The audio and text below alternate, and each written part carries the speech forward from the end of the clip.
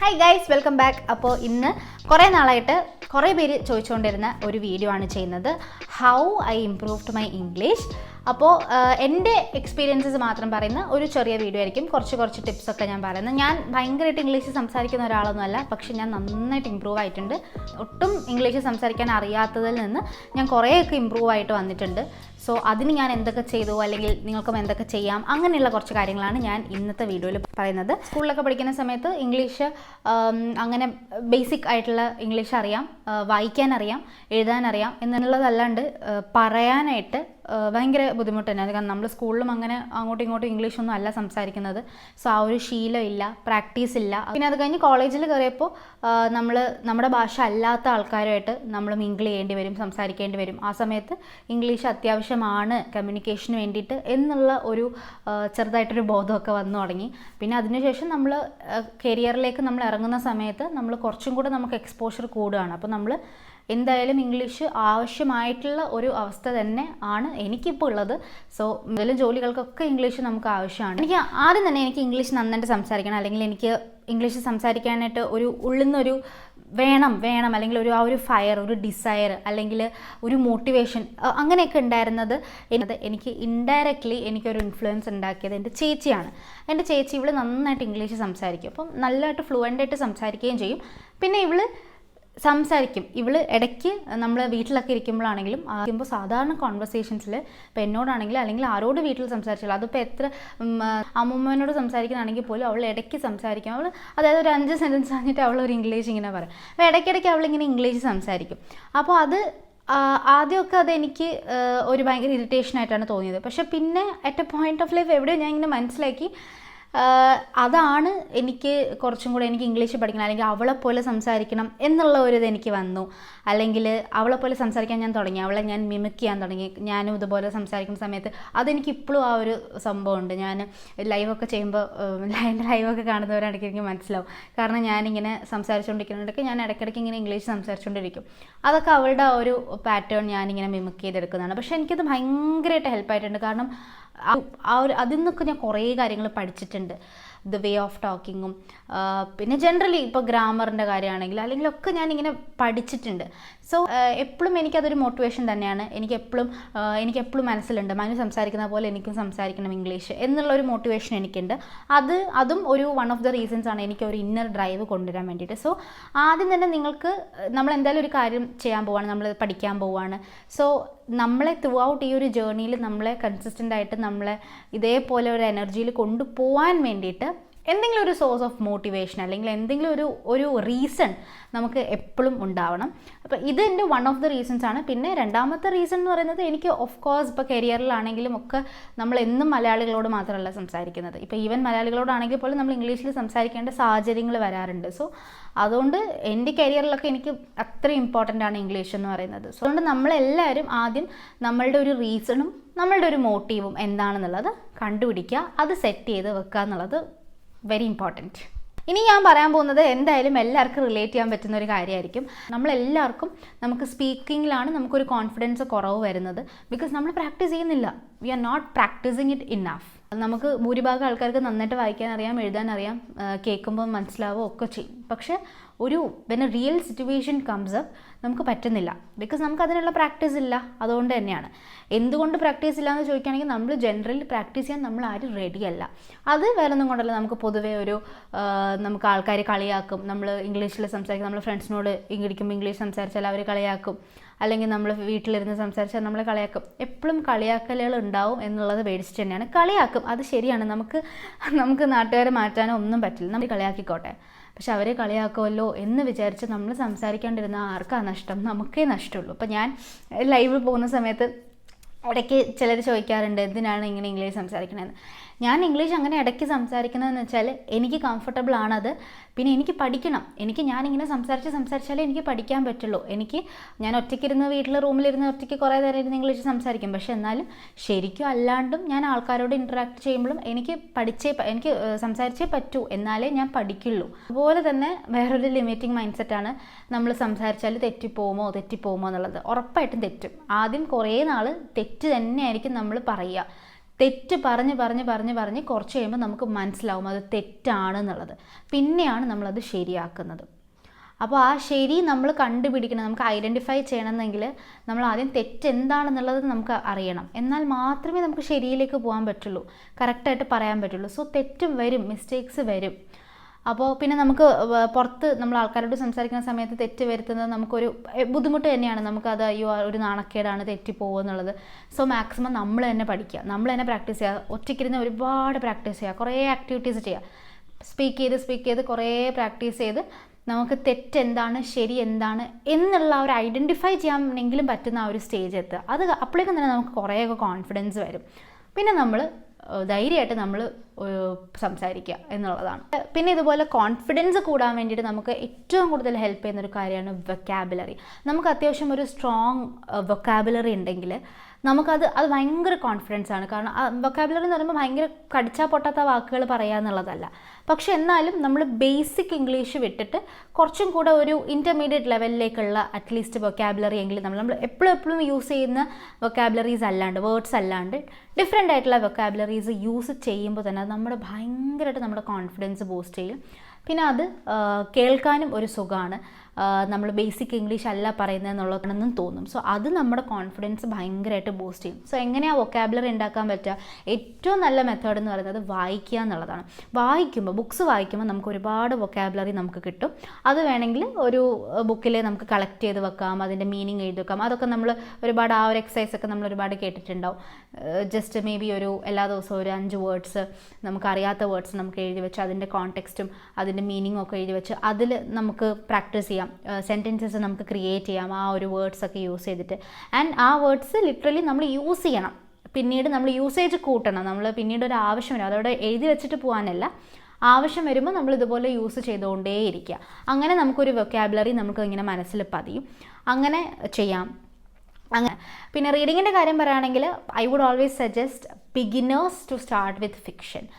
Non fiction എന്ന് പറയുമ്പോൾ എപ്പോഴും കുറച്ച് ബോറിങ് തന്നെയാണ്, എത്ര സിമ്പിൾ ലാംഗ്വേജ് ആണെങ്കിലും. പക്ഷേ നമുക്ക് കണ്ടിന്യൂസ് ആയിട്ട് ഇപ്പോൾ നമ്മളൊരു ബുക്ക് സ്റ്റാർട്ട് ചെയ്തു, അത് തീർക്കണം എന്നുണ്ടെങ്കിൽ it has to be fiction. അല്ലാന്നുണ്ടെങ്കിൽ ആ നോൺ ഫിക്ഷൻ നമുക്ക് അത്രയും നമുക്ക് ഒരു ഇൻട്രസ്റ്റിംഗ് ആയിട്ടുള്ള ഒരു ഇതായിരിക്കണം. ബിഗിനേഴ്സിൻ്റെ കാര്യമാണ് പറയുന്നത്. ഒരു ഇൻ്റർമീഡിയറ്റ് ലെവലിലൊക്കെ എത്തിയാൽ പിന്നെ നമ്മൾ നോൺ ഫിക്ഷൻ മാത്രം വായിക്കുന്ന ആൾക്കാരും ഉണ്ട്.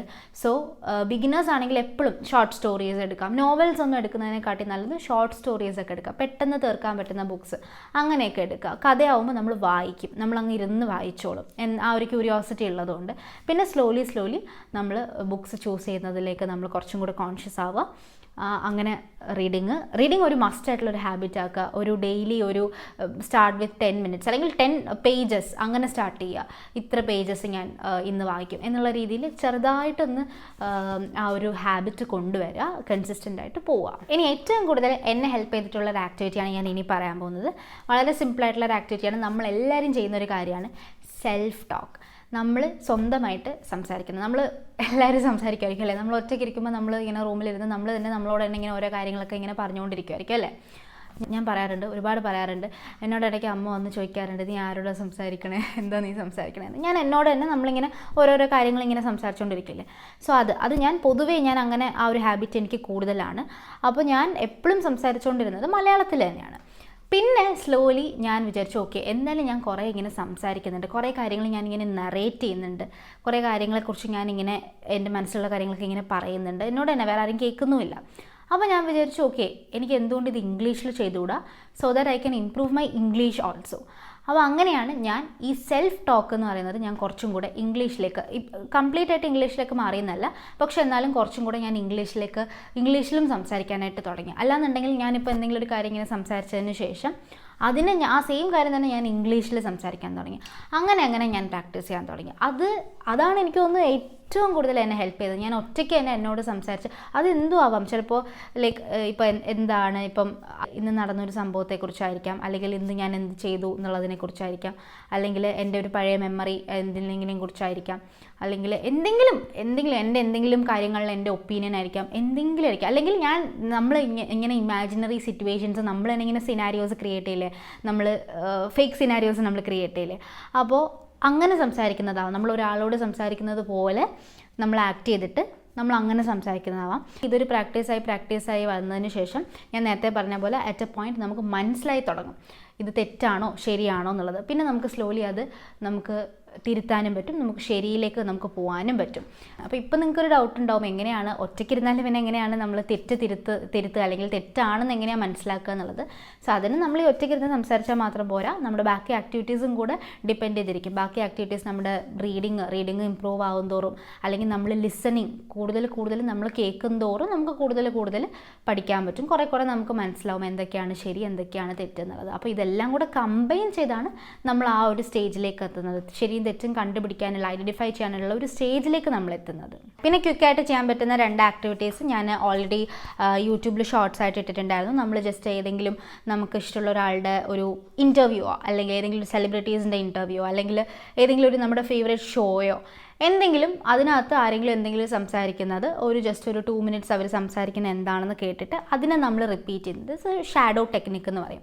സോ അത് പ്രാക്ടീസ് ചെയ്യുകയാണെങ്കിലും നമുക്കത് കുറച്ചും കൂടെ നല്ലതായിരിക്കും. അപ്പോൾ അത് നമുക്ക് 2 രീതിയിൽ ചെയ്യാം. ഒന്നുകിൽ നമ്മൾ ഇന്ന ആൾ എക്സ്പ്ലെയിൻ ചെയ്യുന്നത് ഇങ്ങനെയാണ് എന്നും പറഞ്ഞ് നമുക്ക് എക്സ്പ്ലെയിൻ ചെയ്യാം ഇംഗ്ലീഷിൽ, അല്ലെങ്കിൽ നമ്മൾ ആ ആളാണ് എന്ന് വിചാരിച്ച് പ്രിറ്റൻഡ് ചെയ്തിട്ട് നമുക്ക് അങ്ങനെ സംസാരിക്കാം. അപ്പോൾ രണ്ടാമതായിരിക്കും കുറച്ചുകൂടെ എളുപ്പം, കാരണം നമുക്ക് കമ്പയർ ചെയ്യാൻ പറ്റുമല്ലോ. മറ്റേ വീഡിയോ ഇംഗ്ലീഷിലുള്ളതായിരിക്കണം, അപ്പോൾ നമുക്കത് കമ്പയർ ചെയ്യാൻ പറ്റും. ഞാൻ ഓൾറെഡി ChatGPTൻ്റെ അത് പറഞ്ഞിട്ടുണ്ടായിരുന്നു. ChatGPT നമുക്ക് അഡ്വാൻസ്ഡ് മോഡിൽ നമുക്ക് സംസാരിക്കാൻ പറ്റും.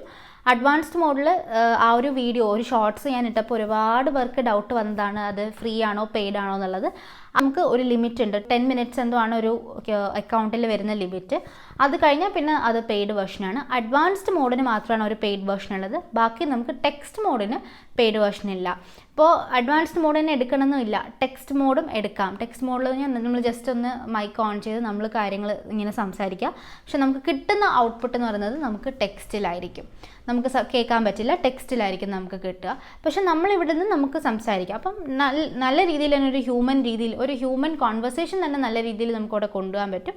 ഔട്ട്പുട്ട് നമുക്ക് സൗണ്ടായിട്ട് കിട്ടില്ല എന്നുള്ളൂ. അത് കംപ്ലീറ്റ്ലി ഫ്രീ ആണ്, അത് മാക്സിമം യൂസ് ചെയ്യുക. അതല്ലാന്നുണ്ടെങ്കിൽ ഗൂഗിളിൻ്റെ ജെമിനി ഉണ്ട്, ജെമിനിയിൽ ഈ സെയിം സംഭവം തന്നെയുണ്ട്, പക്ഷെ പെയ്ഡ് അല്ല, കംപ്ലീറ്റ്ലി ഫ്രീ ആണ്. നമുക്ക് തിരിച്ച് ഔട്ട്പുട്ടായിട്ടും നമുക്ക് വോയിസ് കിട്ടും. നമ്മൾ ഇൻപുട്ടായിട്ട് വോയിസ് കൊടുക്കും തോറും നമുക്ക് ഔട്ട്പുട്ടായിട്ടും വോയിസ് പ്ലസ് ടെക്സ്റ്റിൻ്റെ ഫീച്ചർ ഉണ്ട്.